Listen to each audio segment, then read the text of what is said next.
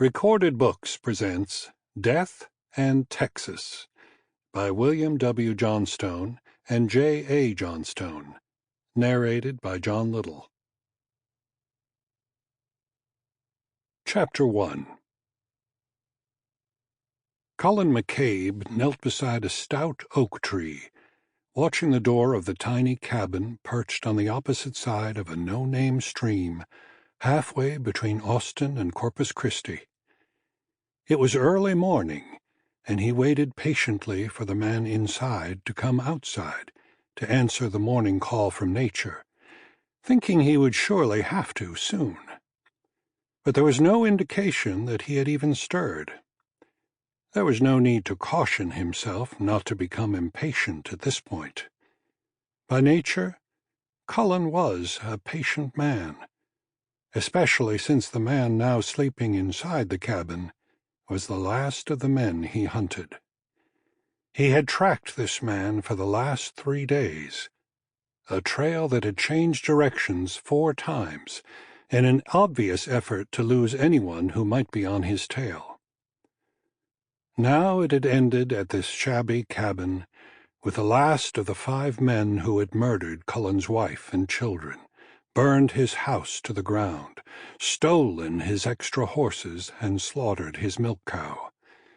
He could be patient, no matter how long it took at this point, for nothing else mattered.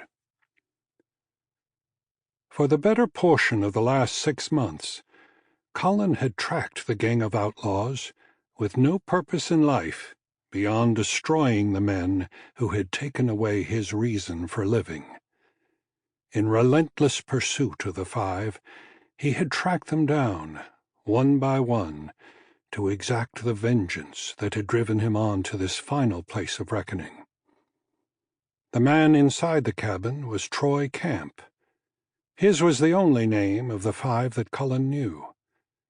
As sheriff of the small town of Sundown, Cullen had arrested him for drunken behavior once, but surely this was not motive enough to slaughter Mary Kate and the children. This was an act of purely malicious men, bent on satisfying their evil pleasures. Cullen felt the muscles in his forearms tightening as he clenched the .73 Winchester in his hands and stared at the door of the cabin. There was still no evidence of anyone stirring inside. The thought occurred to him that maybe he had been tricked, and Camp had sneaked out the back window during the early morning hours. That possibility was enough to cause him to forsake earlier thoughts of patience. He could wait no longer. Rising from his position by the tree, he pulled a coil of rope up on his shoulder and walked down the bank of the creek, his rifle ready to fire. When he reached the water, he walked through it, straight toward the cabin door. When he reached it, he raised his foot, and with one powerful thrust he kicked the door open. Shocked from a drunken sleep, Troy Camp bolted up from his bedroll, his pistol in hand, firing wildly and as quickly as he could manage. His shots ripped into the log walls around the door, until a shot from Cullen's rifle cut him down. Camp grabbed his stomach and dropped to his knees. "You idiot!" he cursed as Cullen walked over and kicked Camp's .44 out of reach. "What are you waiting for?" he demanded painfully. "I'm gut shot. Go ahead and finish it." "I'm in no hurry," Cullen said, and took the coil of rope off his shoulder, stepped behind Camp, pulled his arms behind him and tied his wrists together. Disregarding Camp's painful protests, he pushed him over on his face, then quickly tied his ankles together.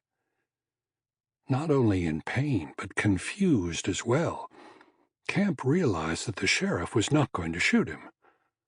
"What are you going to do?" Camp whined. "You arresting me? You can't take me in. I'm bleeding bad. I won't make it back to Sundown. I'm hurting bad." "Yeah, Camp. I'm a... Sample complete. Ready to continue?